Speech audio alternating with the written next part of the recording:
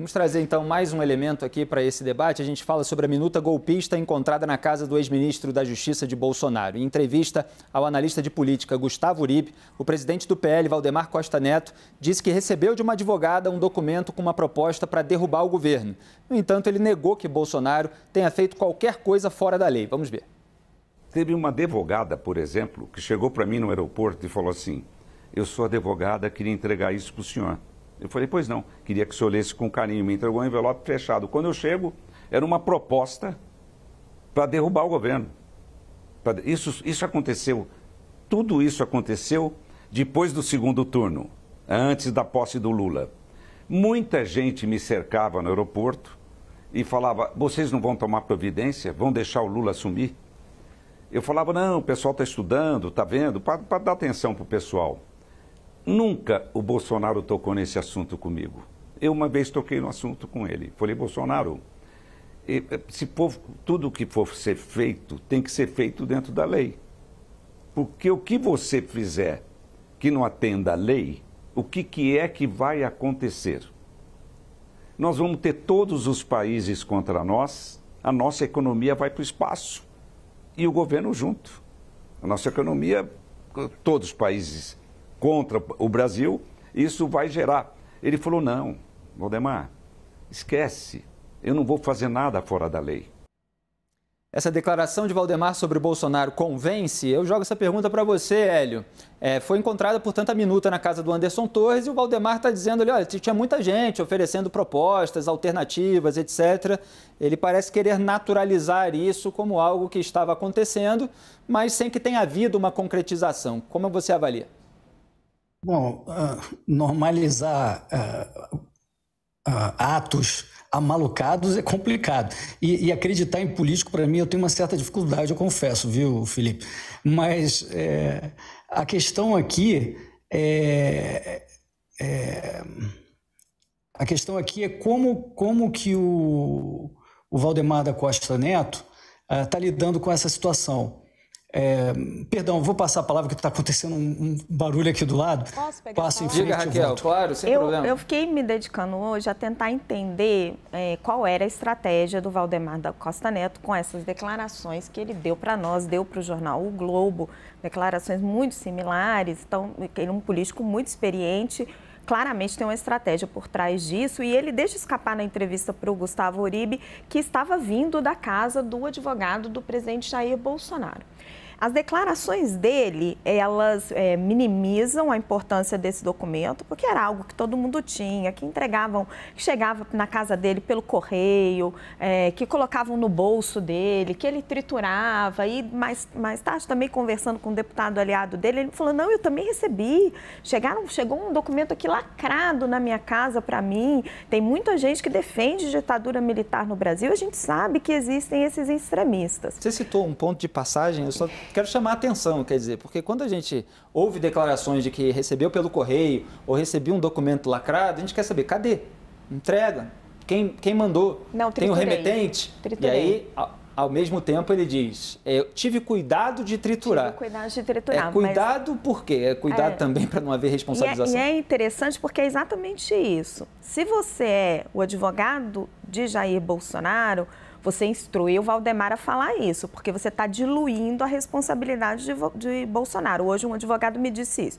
Se você é o advogado de Valdemar da Costa Neto, você diz: não, pelo amor de Deus, não fala um negócio desse, porque você está se complicando.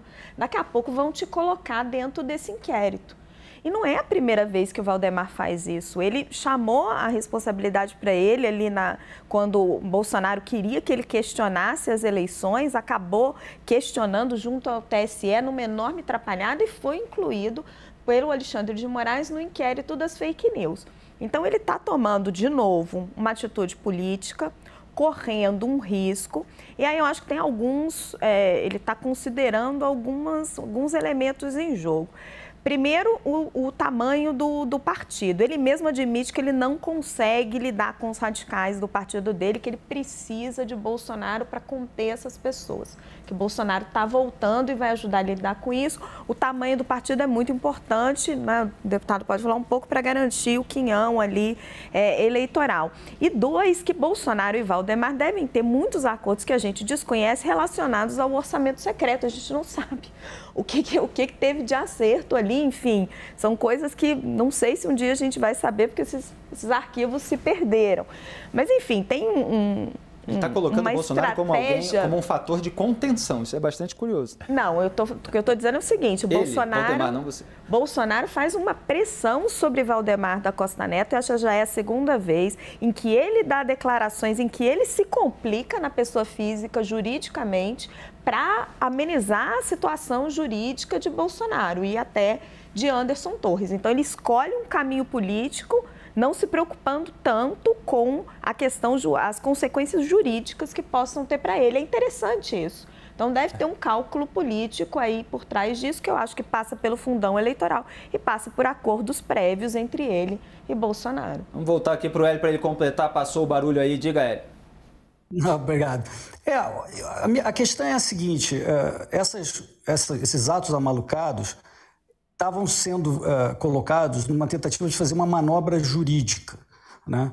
Manobra jurídica não tem que ser criminalizada, né? Eu não concordo com nada disso. Mas do ponto de vista de uma pessoa que achou, por exemplo, a eleição ilegítima, que não é o meu caso, eu achei que a eleição é legítima, é perfeitamente possível, esse pessoal que achou que a eleição é legítima falou: o que a gente pode fazer de manobra jurídica? Então, eu acho que é um pouco isso que está acontecendo. E eu acho um pouco de um perigo se criminalizar a tentativa de fazer manobra jurídica, viu, Felipe? Manobra jurídica é um golpe, Manobra jurídica que não aceita a eleição tem outro nome no dicionário, que é golpe, golpismo, por qualquer via que seja. Mas eu queria comentar esse ponto, Felipe, se dá ou não para acreditar.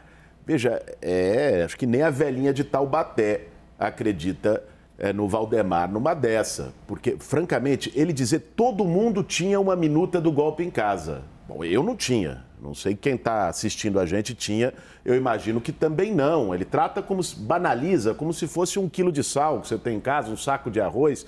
Não, é uma minuta de golpe de Estado, uma tentativa de uma manobra jurídica, né, absolutamente ilegítima para tentar dar um golpe de Estado no Brasil. É disso que se trata, né? Um planejamento dessa natureza. Então, não me parece... É preciso lembrar o cargo dele, né? Era ministro da Justiça do governo Bolsonaro e era secretário de Segurança Pública do Distrito Federal. Quer dizer, alguém com um documento assim geralmente encaminha dentro de algum tipo de procedimento para dizer o mínimo, não guarda em casa. Esse é o ponto, para além da opinião. Eu posso aqui julgar... Só um minutinho, mas ele como ministro da Justiça, ele pode dar voz de prisão a uma pessoa que encaminha esse tipo... Justamente, entrega esse eu acho que são esses dois pontos. Esse ponto que a Raquel reafirma que você trouxe, Felipe, que é prevaricação.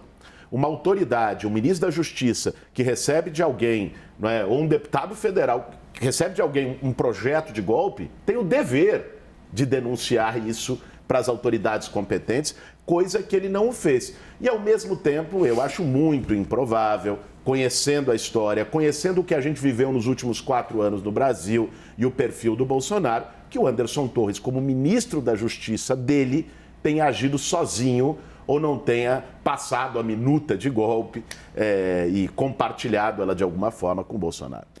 Gisele, o que você destaca nesse episódio? Eu queria dar minha opinião jurídica.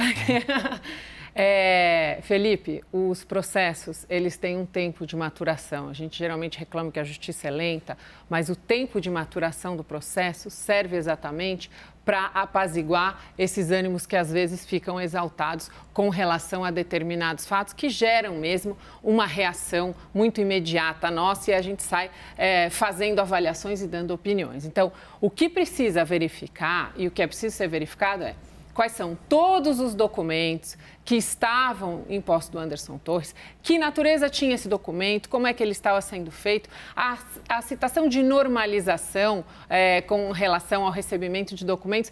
Com certeza, Felipe, todos os políticos recebem inúmeros documentos, inúmeras sugestões, inúmeros e-mails que podem ser, inclusive, comprometedores para eles, porque Você não pode ser criminalizado por ser destinatário de uma determinada ideia estapafúrdia que chegou até você por e-mail ou por documento. Então, muitas vezes, destruir esses documentos é uma recomendação do advogado justamente para que não haja uma ligação ou que, de alguma forma, se acredite que, por eu estar portando aquele documento, eu estou ciente ou eu concordo com o seu conteúdo. Mas é muito difícil para políticos que recebem muitos documentos e naquela situação ali de crise, em que havia um questionamento, quer dizer, os acampamentos, havia um grande questionamento com relação ao resultado das eleições, então muitos documentos foram produzidos. Mais uma vez, é preciso ouvir as pessoas acusadas de golpe, de terrorismo, verificar se existe uma tipificação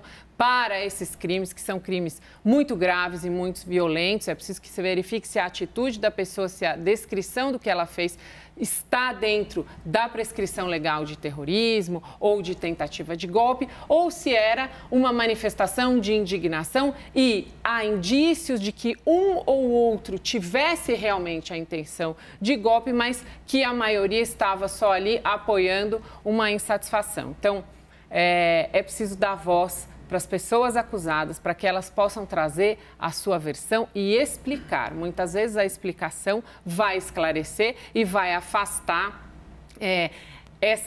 esses indícios que a gente tem hoje que parecem indicar uma responsabilização direta. Boulos, esse episódio envolve, evidentemente, esse componente golpista que é de um extremismo num grau extremamente elevado. Muitas vezes a gente vê nas redes sociais bolsonaristas comparando com atos passados de MST, de MTST, aí botam foto sua, inclusive, atrás de um pneu queimado, citam invasões nas propriedades rurais, invasões de prédios urbanos, eventuais atos de vandalismo, inclusive até em porta de veículo de comunicação.